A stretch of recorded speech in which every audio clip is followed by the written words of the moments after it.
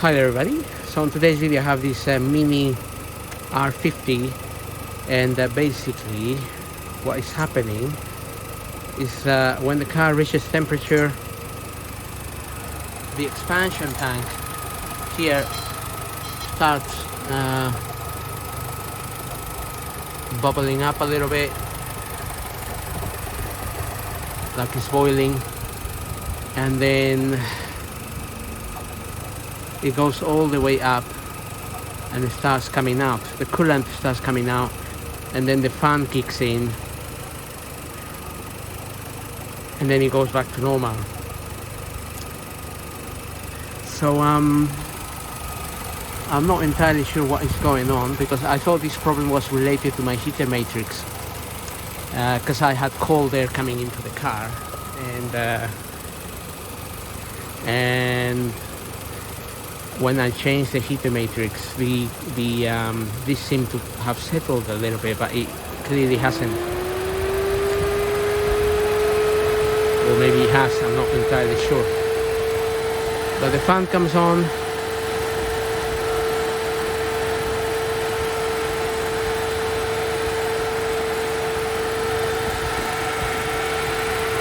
And usually that keeps rising and starts coming out. So it might be an issue where the thermostat is opening a little bit too late.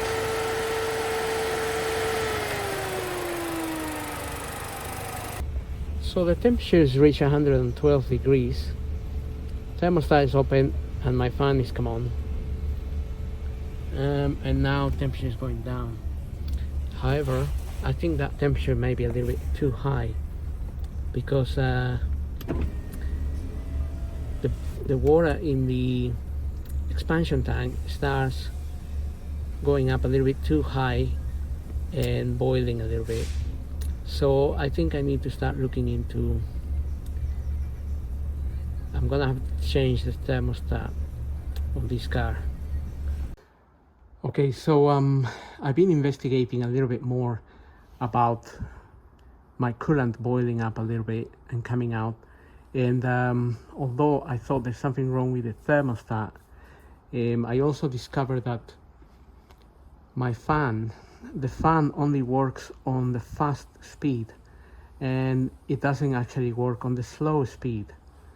Again, another common problem on this Mini is that the fan either stops working completely, or it works, only one stage works. So stage 1 or stage 2. I'll show you in a minute with the computer how we can get the fan working on second stage but not on the first stage. And you can hear the relay up there clicking to operate the first stage. So the common issue with them is that there's a resistor that's sitting in here. So in there there's a resistor that is hiding in there, and it tends to burn. So we can replace the resistor or get another fan with the resistor and just plug it in. The thing is, we need to remove the bumper, and we need to remove this section here in order to get access to that fan. So that's what I'm doing at the minute. I am getting my bumper out. So to get this bumper out, we need to release the Torx screw from here. That's a T30 and another T30 here. And then you will find in the corner, you need to remove this 8mm bolt that you can access from the back.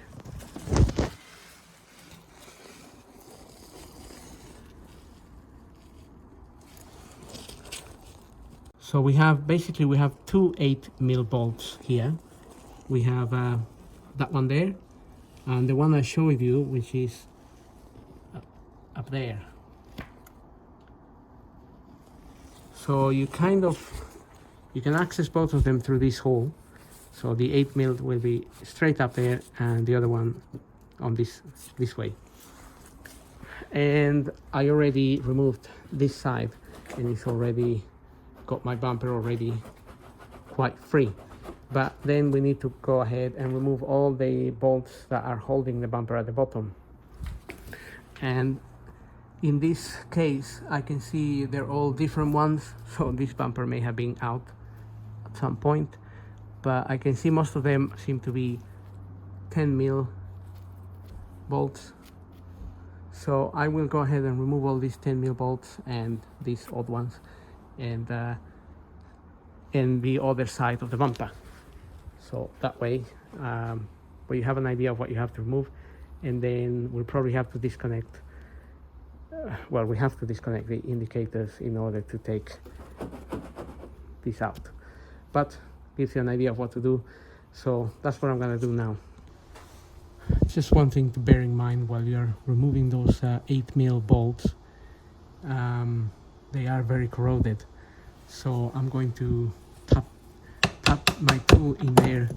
Okay, it's come out. Tap it in a little bit so it's secure, and also open it really carefully so you don't break it. Although they're quite big ones, but they are a bit corroded, so just be aware of that. Okay, so the bumper is quite loose now, ready to come out, but we want to disconnect the indicator here first. Indicator and side light we have in there, so just press on the clip there and push it back, and same with the other one. Maybe a little bit harder to see, but it is there. Again, press the clip and pull it out. So clip is just there.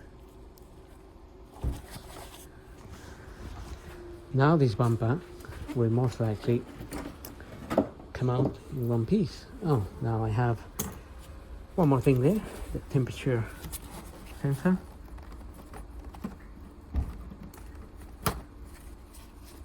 Alright, that's one way of taking it out. So we have one bumper out. Not really the hardest bumper to remove, but with this car now we need to remove this part, so we can see the bolts here. I mean the nuts, not sure what size they are, but okay, so it looks like these are a 13mm bolt. Nut, sorry, 13mm, and we have 1, 2, 3, 4, 5, as far as I can see. So I already loosened them with my ratchet. I can just use that to do it a little bit faster. A little bit careful with that one. This one here is actually more like it's a bolt. And then we have the one up here. And you can already see that is already getting some movement, but this is quite heavy, so just remember that. This is a heavy, it's like a crash bar or something, I'm not sure what they call it. So I'm going to undo the other side, just do the same. Okay, so you may find that it feels that it's a little bit stuck. So you can just with a crowbar or a screwdriver separate it. It's just that it's kind of plugged in. This hole here is plugged into this here. It's like a guide pin or something like that. And actually, I thought it was quite heavy, but in this case, it's not as heavy as I thought. I have removed other ones on other cars and they are quite heavy. This one seems just aluminium, so fairly light. So slowly we are getting there, but as you can see, they made this part here is covering part of the fan at the back, and it goes all the way around. It's like, I don't know why they did it in sections. They could have done it in sections, I guess. Well, anyway, now I'm gonna find out if I can access the fan from this point, and which I don't think so. I think I may need to loosen a few more things here and get this out a little bit. There is a 10mm bolt holding this wiring here in place, which I already removed it. Also, that is plugged into that wiring, this pipe here. So I loosened that as well, and I was able to move this pipe back here and this out. So I'm just I unplug this from there. That's just the wiring here. These clips are quite hard to remove. They got like teeth inside of the clip in there. Right, so that is part of that connects to that resistor. And this thing just literally unplugs as well from here and from the top. Okay, so now I just push these pins out here. These pins, you can just take them out with something like this.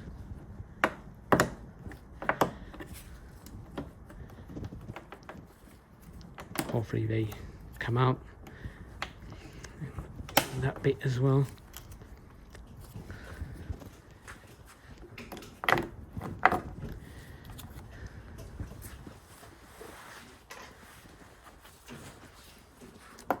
Those two, because that's going to allow us to move this radiator a little bit forwards.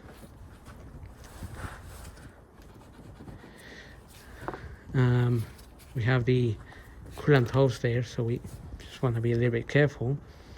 But if we can pull this out enough, we have the radiator there.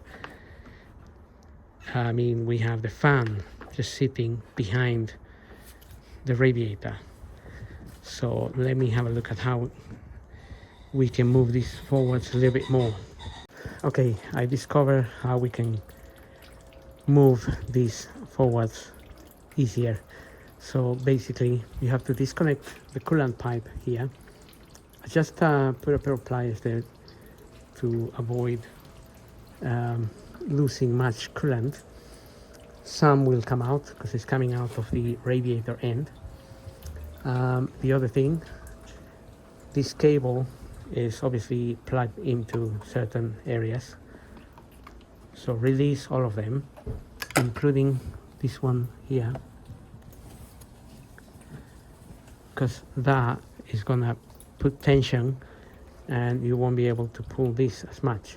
But once you release it, it will come out quite free.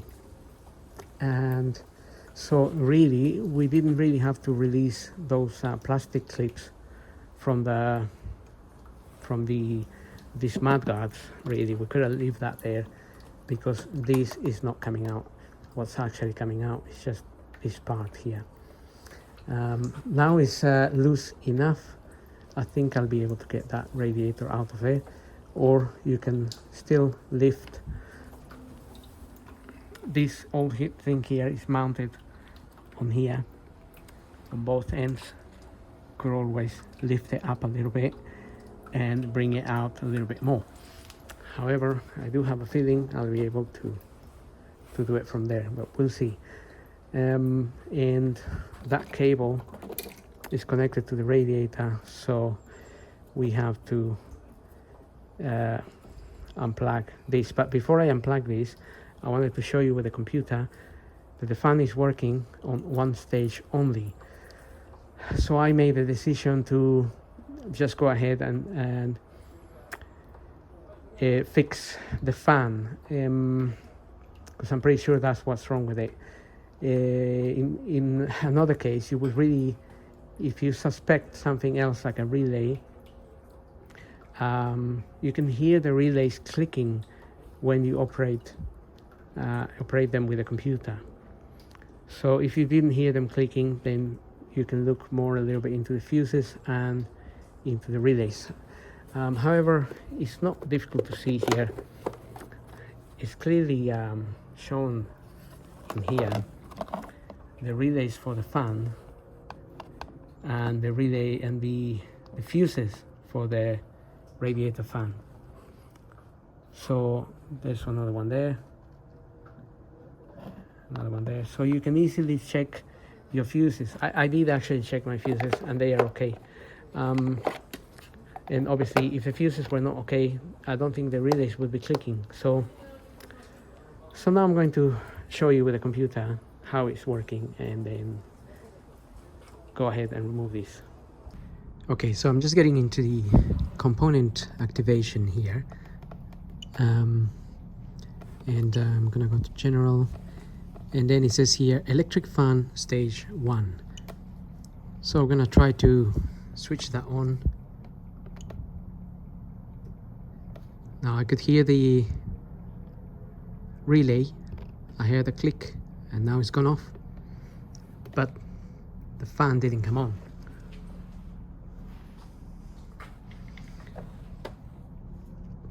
The fan is completely dead, so I can switch it on again. You'll try to hear the click, but it's a little bit hard, I guess, because I'm holding the phone, but I'm gonna hold it close here, close to the relays there.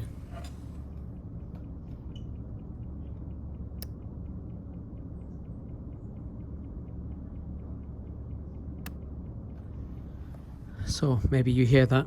So now we go to activation of stage 2, and you'll hear the click again, but this time you'll hear the fan going on.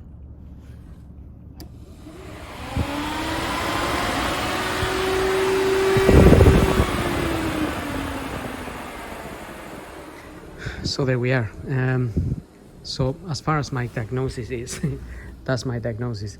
You can always check. I think you can activate the fast and slow speeds of the fan via this connector here, because we have 3 connectors here. We have the black will be the earth. I'm assuming the skinny red wire there will be the low fan or stage 1, and the thicker one will be the stage 2. So you could directly activate them with 12 volts and see if it works or not. In this case, this sort of checking also checks your relays and your fuses. So I'm sort of happy that everything is okay, apart from the resistor. So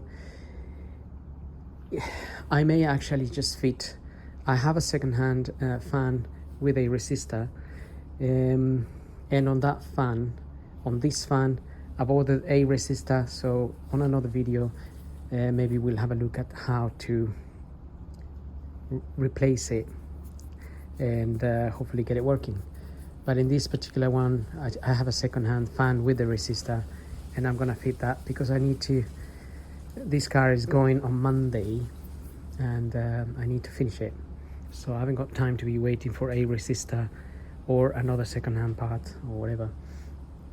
So let's continue. I'm gonna switch the computer off now, and we can now pull this out and get the fan out. Okay, so went ahead of myself, disconnected this and this. Easy to disconnect, just press on this clip and pull it out. And these ones, press on the side clips. There's one there and another one here. Press both of them and pull that out. That's going to release all this connection, and that's gonna give you space here, because that cable has to come out this way. You can see we have room now to take this out. So to pull this radiator up, I'm just gonna show you on this side so it'll be easier. There's like a little clip there holding it down, so I'm gonna have to use my 2 hands. But on this plate, on this side here, the fan is just hanging in there, but on the bottom one you have like a little clip that is clipped onto, so you need to push the little tab back a bit, and then you'll be able to slide this up. Same on this side. It's just that, yes, I need my 2 hands so I can get the whole thing out. Okay, so here we are.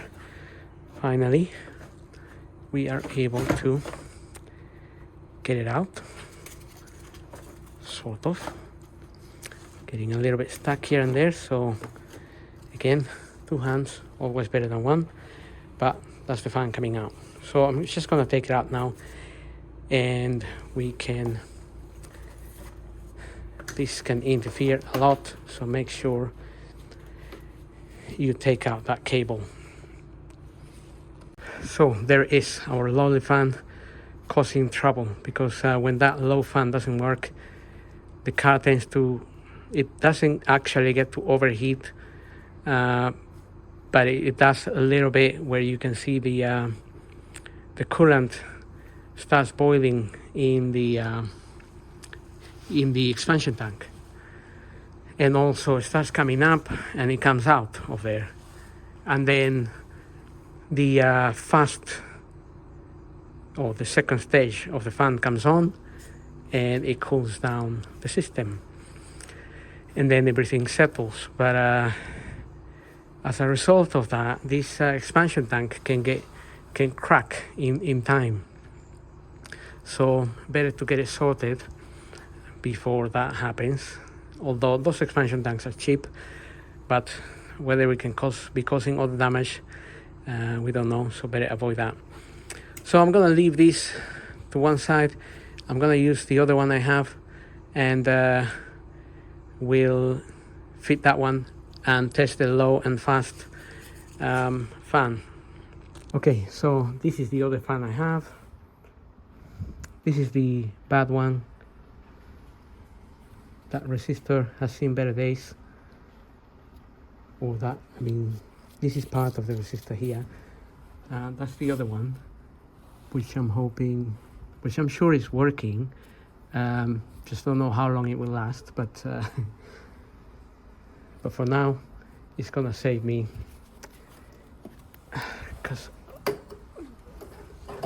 the car needs to go out on Monday. I mean, those can last years as well as not so long. Anyway, and then we'll look into repairing this one here. But that will be a job for another day. I think you can buy those resistors out of eBay or Amazon for £15 or something. Anyway, so now I'm going to refit that, plug it, and then we can test it. And obviously start refitting everything back. The refitting process is just a reversal of removal, so I won't be filming because I need to get on with it before light goes out there and everything becomes dark. But I will show you that hopefully I'm right about the fan. So I'll plug it in and we'll go with that. Okay, so just loading the computer here. I'm really hoping this works, otherwise it'll be a bit embarrassing. So we communicate, and then component activation, general electric fan stage 1, right, on.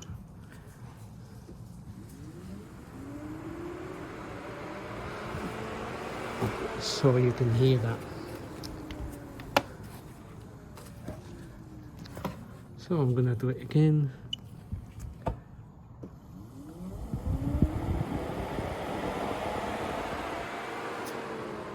So that is working, happy days. And stage 2 on.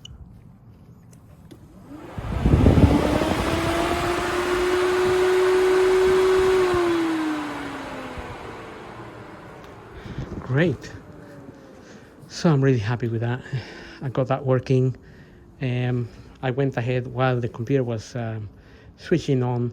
I refitted that, and obviously got my coolant hose in there. This just plug in there. Already done that one. And last but not least, the bumper goes on, temperature sensor goes on the side, connect the lights, and put the bolts. So like I said, I'm just gonna go ahead and do that. But having done that, I do hope the video helps. Just one last thing, that's how much coolant I lost. Very little amount. So you'll have to top it up, obviously. So top up your coolant a little bit and run the car and do the make sure the fan comes on and whatnot. So and make sure you get hot air inside, obviously, so you avoid any air bubbles that may have formed in here. So again, having said that, hope the video helps. Don't forget to subscribe, and we'll see you on the next video, which might be trying to fix that thing there. Thank you for watching.